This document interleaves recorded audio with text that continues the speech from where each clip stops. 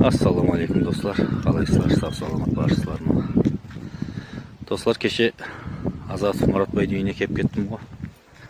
Тек өзінің больнойлығын айтып кеттім, мен үйінен бір обзор қылып кетейін. Үйіне де. Алейкум ассалам.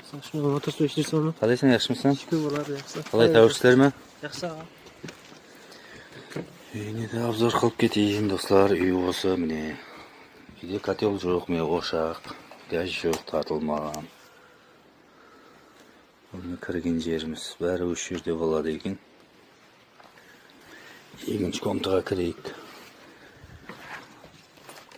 Ане достар,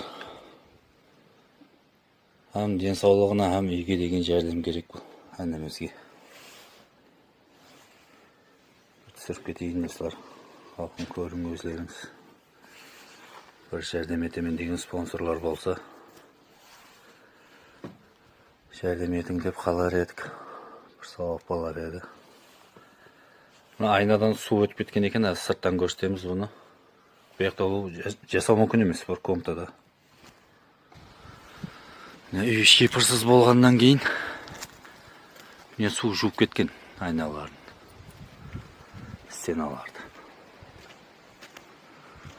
Олдан келгенше жәрдем етің, құрметті халқым.